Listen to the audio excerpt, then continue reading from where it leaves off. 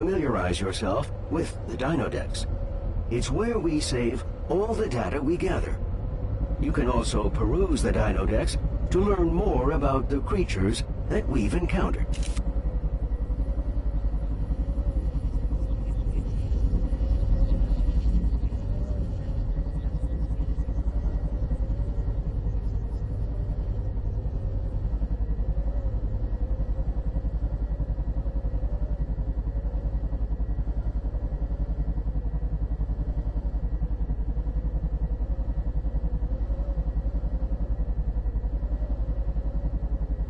You're going to need to get up to speed quickly now. The Dinodex can help with that. It's where we save all our research and the data we collect. It can help you learn more about the creatures we've encountered. Just line yourself up with the pod hologram to attach to the structure.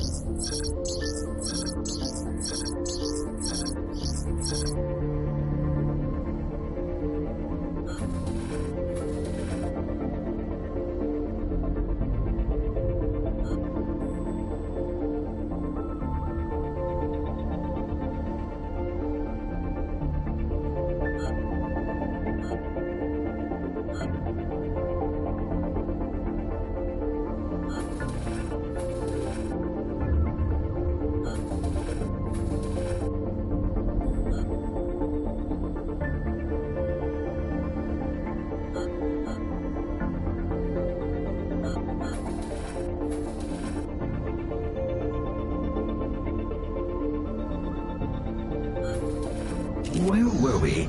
Oh, yes. Your next assignment is more than ready. Feel free, though, to take a moment to rest before heading out again.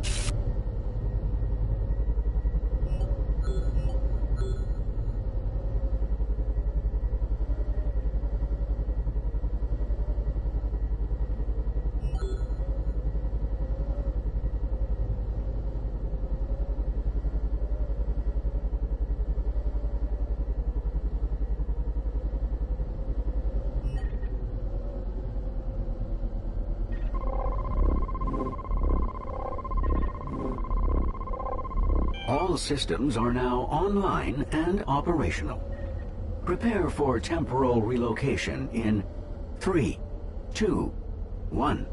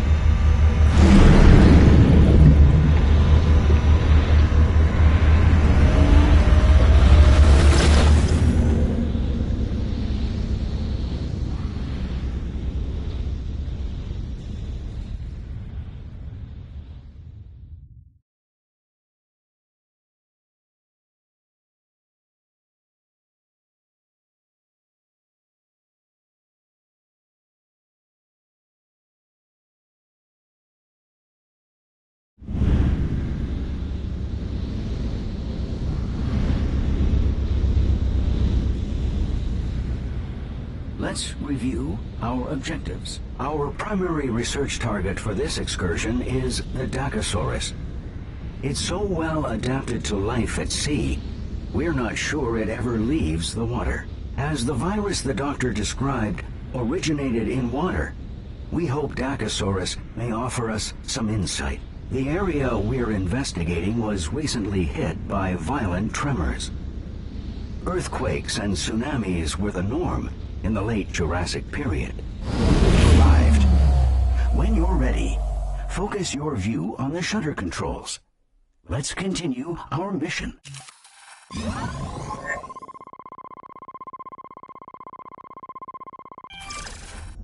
I am detecting heat signatures at dangerously high levels all around us. Do be careful.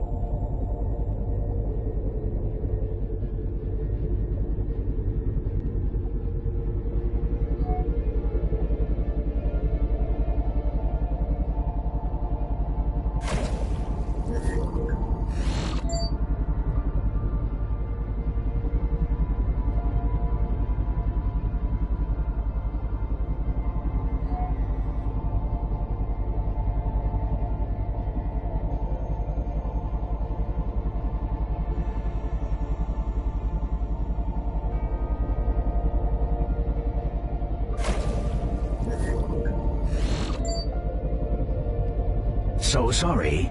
We need to remain within our mission area. Let us head back.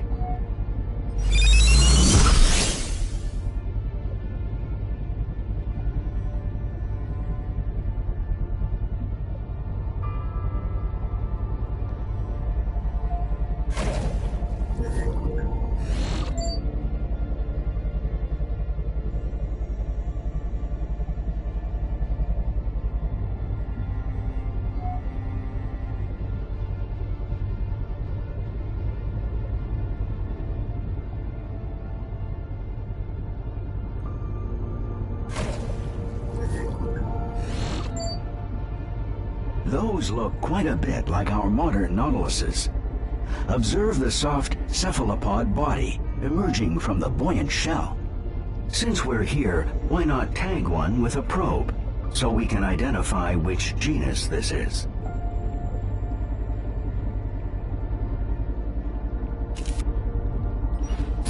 It appears we're looking at Titanites, a species at the root of modern squids and octopuses, but not direct ancestors of the Nautilus. They appear to be scavenging for a meal. Recent seismic activity must have washed many smaller creatures into the area for them to eat. While Titanites are fascinating, they are not our core objective. Let's find a Dacosaurus.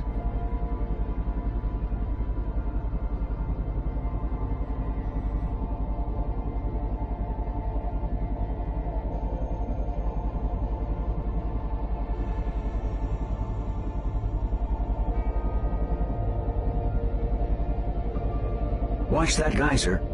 Pressurized water superheated by magma. Not hot enough to harm our pod, but it could make navigation challenging.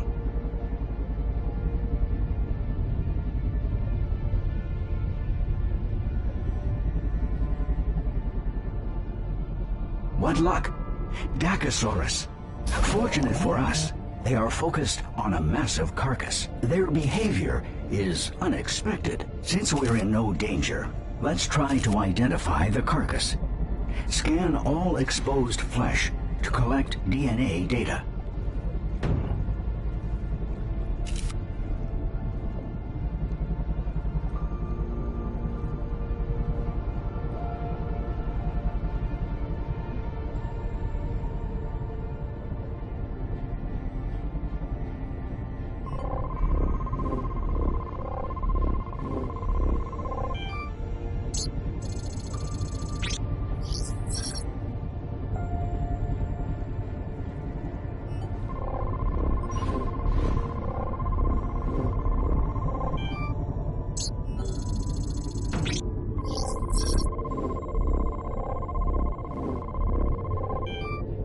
Fantastic! A Lusotitan. A large land dinosaur of the order Sauropoda. Something of a land whale, so to speak. Decomposition leading to internal gases are responsible for the exposed chest cavity. I estimate it died within the past 3 weeks. Perhaps the earthquake is responsible. Or perhaps the doctor's virus. We should tag all the Dacosauruses with probes.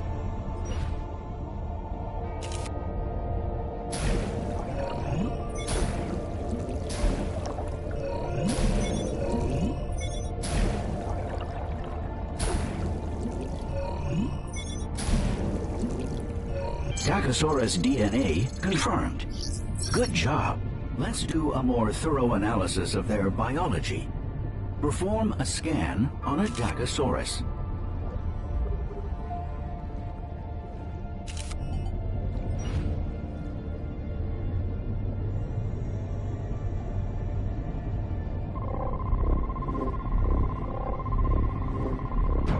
Preliminary analysis indicates that they are not a pack. The largest one is male, and the rest are female. Powerful jaws and serrated teeth. Their metabolism seems to be struggling, however. We need to know more about their behavior. Dacosauruses are infamous for being territorial and aggressive. Predators attack if they feel threatened or hungry. Our pod typically elicits some kind of aggressive response, but they seem to be ignoring us. I suggest you perform an ecography scan on the stomach of the largest Dacosaurus.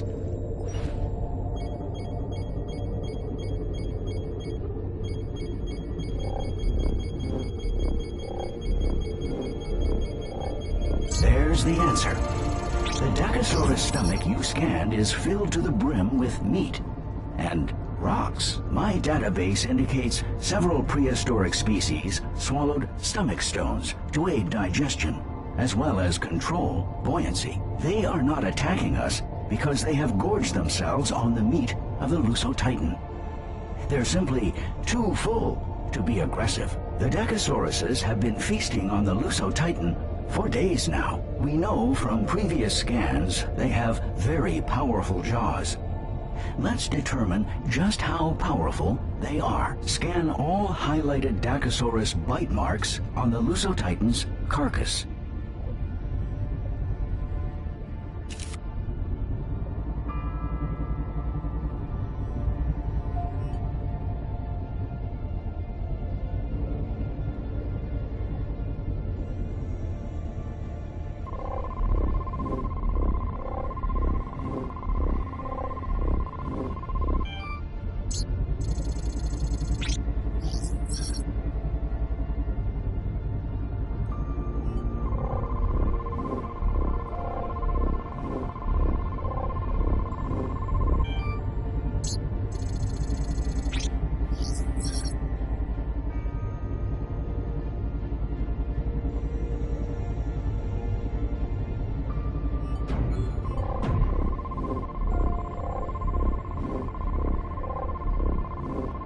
Exciting.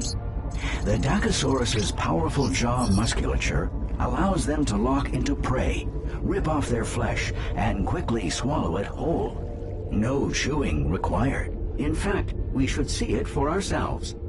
Let's see if we can't help open their appetites a little. Fortunately, I have just the tool for the situation.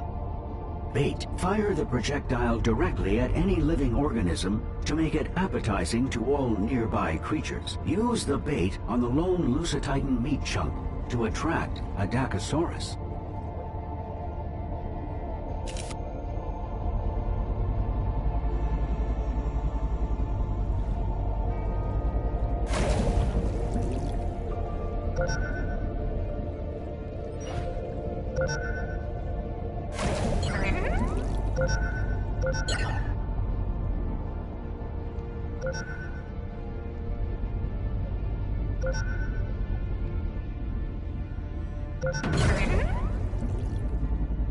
What splendor!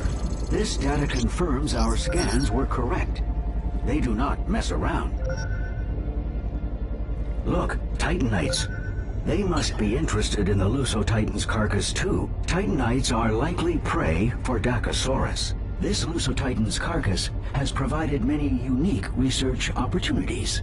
I would expect Dacosaurus to attack Titanites on sight, but we know that they've gorged themselves. That said, the Titanites seem remarkably undeterred by the presence of such predators. What could cause such confidence? Attach bait directly onto a Titanite to entice a Dacosaurus to attack, and then observe the event.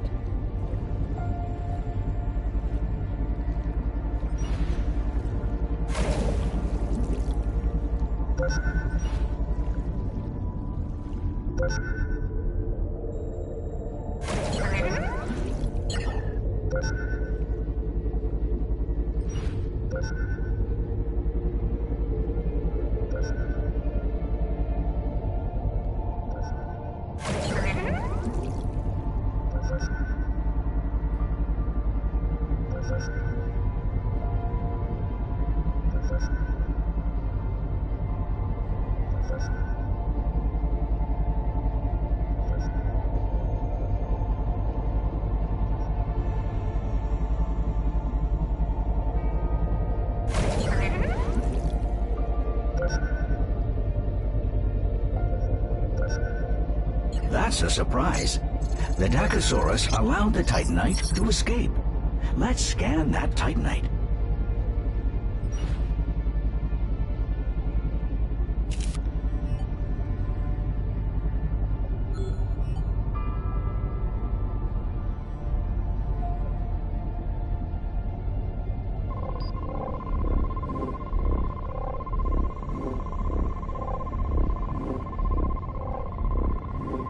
The external shell was barely scratched.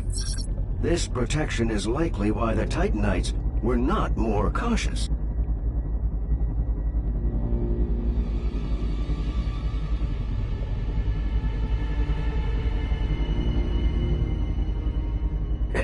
Cadet, I have some bad news. A new Basque of Dakosaurus have appeared. They seem in the mood for live prey, which in this situation means us. Hurry back to the research center. We cannot unload our data in a post-mortem state. Please scan the portal to initiate the transport sequence.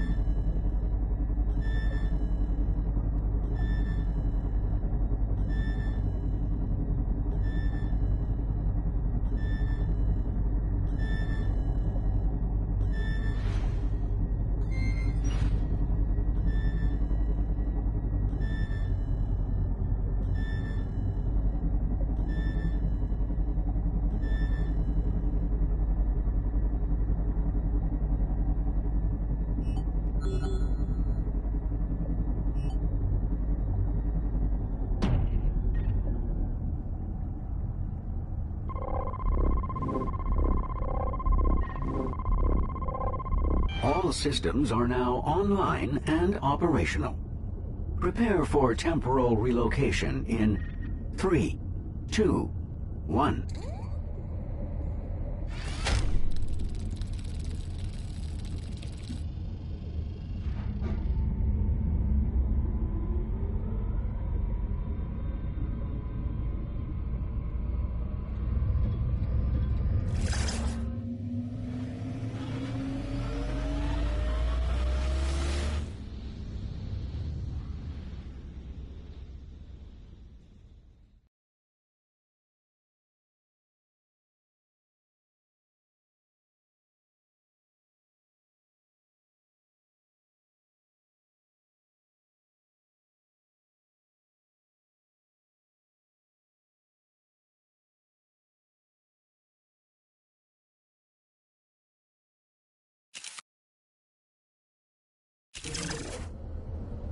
Good, you're back.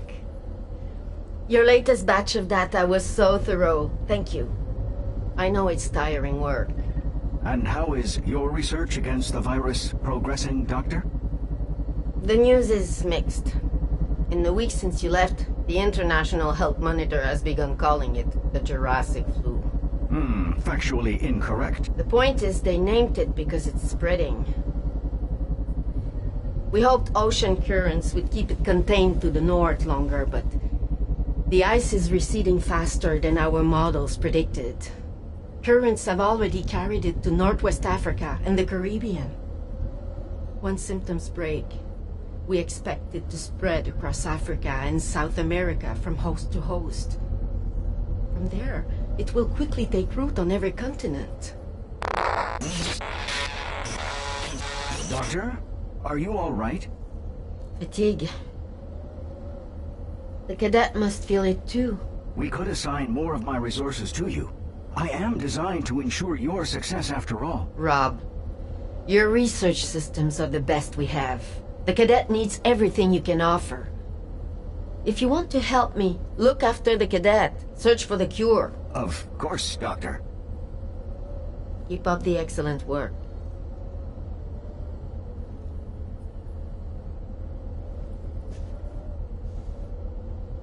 Time travel is both physically and mentally demanding. Even more so with the fate of humanity on the line. That said, do not feel ashamed if you need to take a short break before returning to the past. In fact, I would recommend it.